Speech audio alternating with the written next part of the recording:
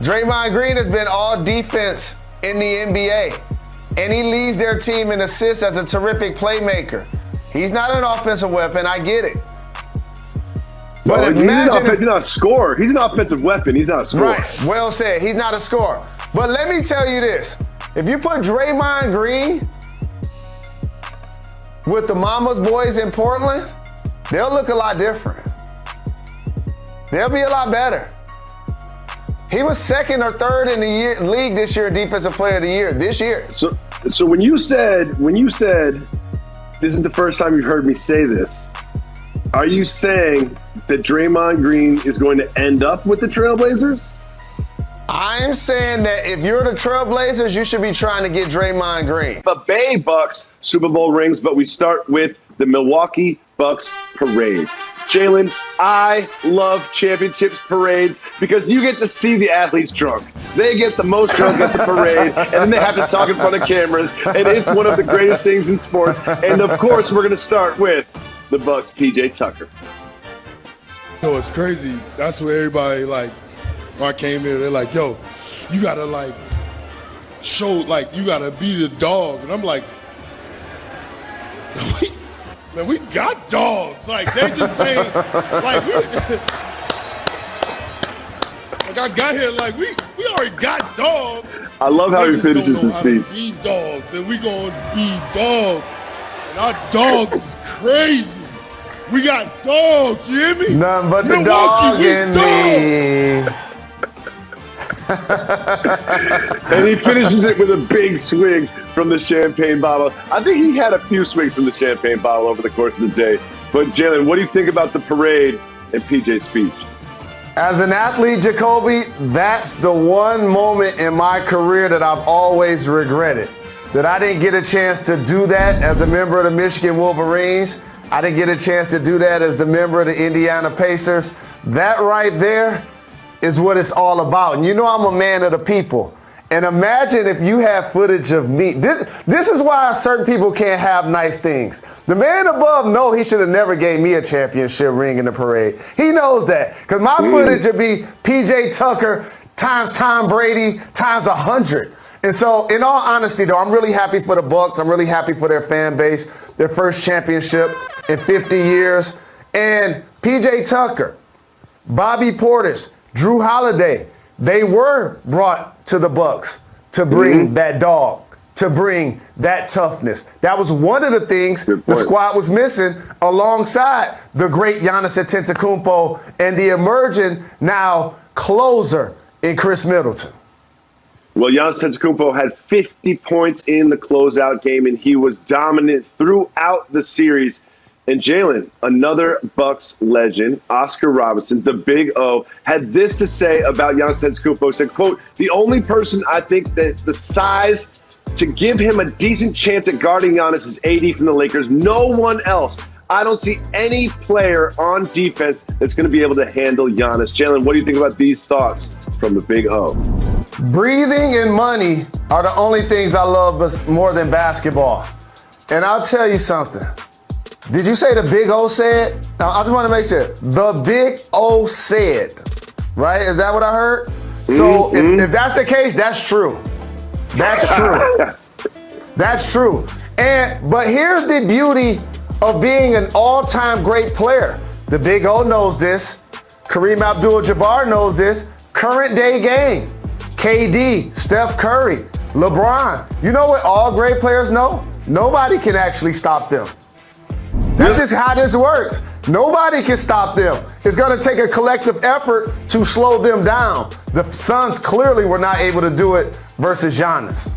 I think that's what I left that quote with as well. It's like, yeah, AD is probably the only individual defender in the NBA that could handle Giannis. But really what you need is a team effort. And the Suns up front just weren't big enough. Aiden seemed a little light and a little young. And then you had Crowder. They missed Sarge. But I think to stop Giannis, which we have seen before, is it takes a true collective effort from a team strategy to make other people on the Bucks beat you. But we're going to wait until next year to see if that can happen, because right now this is Giannis's time. He's in the Chick-fil-A drive-thru right now getting a 50-piece nuggets. However, a couple of his other teammates right now are doing something different. As you're watching us on this program, Giannis's teammates Drew Holiday and Chris Middleton are on a plane, fresh off the parade. Still got that champagne hangover. The champagne hangover is one of the worst hangovers, too. Fresh off the parade, still smelling like champagne. They are on a plane flying to Japan to participate in the Olympics with none other than their previous finals foe, Devin Booker. They are available to play Sunday morning against France for Team USA. What do you think about this tight turnaround, fresh from the parade, fresh from the finals, going straight to Team USA? I'm happy for each of those guys who continue to ascend in their careers in different ways. Devin Booker, as a young player, had a 70-point game, a 59-point game, and in his first postseason was outstanding, leading the Phoenix Suns to the finals. Nobody can say that they predicted that they would be there. Now, for Drew Holiday, he was an all-star early in his career with the Philadelphia 76ers. Regained that level of play with the Pelicans, became a top-flight defender and two-way player, now goes to the Milwaukee Bucks, becomes the missing piece and a champion, and in particular as an improved three-point shooter. Chris Middleton, drafted by the Detroit Pistons in the second round, right? Now all of a sudden, a surefire, consistent all-star playing alongside Giannis, the second best player on the championship team, and a legitimate closer. I know and I appreciate the fact that they want to bring us the gold medal. And I know that it's a great opportunity for each of those guys. But we've crowned 2 NBA champions in 9 months. Usually we crown 1 NBA champion in 12 months.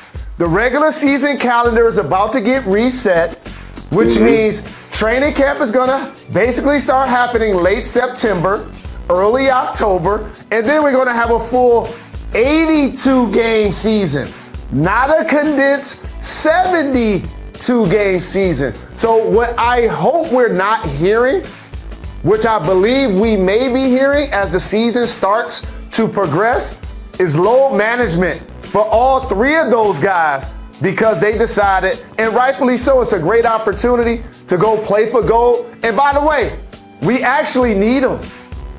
We need them.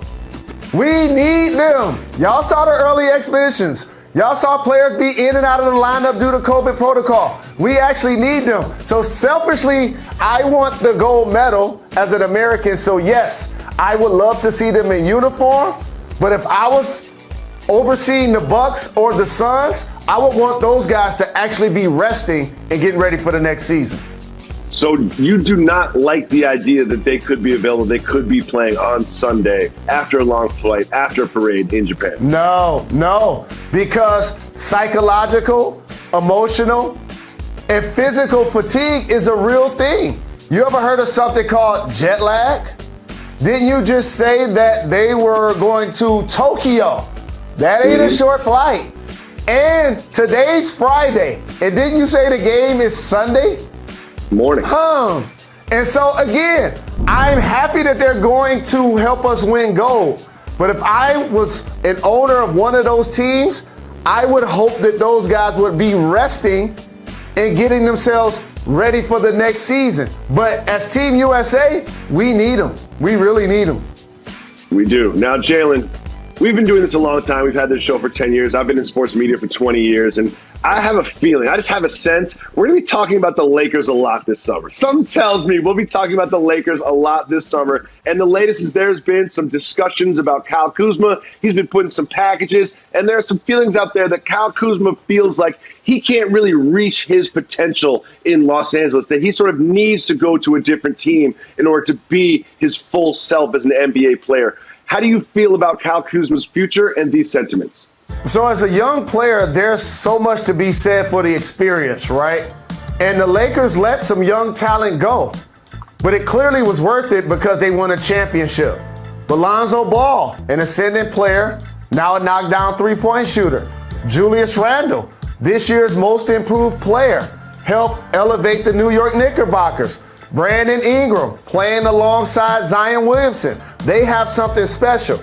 For everybody to see Kyle Kuzma play in a Laker uniform, it's valuable experience to play alongside LeBron James, to play along with Anthony Davis, to play for a storied franchise and to learn what the league all about. But to answer your question, the answer is actually no. He can be a champion in LA, but he can't maximize his potential just by the sheer geometry of their lineup. LeBron James and Anthony Davis are going to play the lion's share of the minutes up front, and you can't have all three of those guys really on the floor. So therefore, he's not going to be able to score the kind of buckets that he has the potential of scoring. I remember they were playing a game at Philadelphia a couple of seasons ago, and he had like 30 in the first half. Like, the guy could get buckets. And so don't think that if you put him on another squad, he couldn't be an immediate 20-point scorer, because Kyle Kuzma can and will if and when he goes to a different team. This seems to me to be one of those perfect situations in business that we all try to look for, where it's mutually beneficial, where everybody wins. I feel like the Lakers do need to mix up their roster. I feel like Kyle Kuzma is a good player that deserves more minutes, a starting spot, a spot to shine and score and be a 25-point scorer, try to turn into an all-star like you mentioned Ingram and Randall did. I think this is going to happen. I don't see Kyle Kuzma in a Lakers uniform next year, and I see that being good for both him and the Lakers. Jalen, of course, the Milwaukee Bucks are champions, but let's not forget that the Tampa Bay Bucks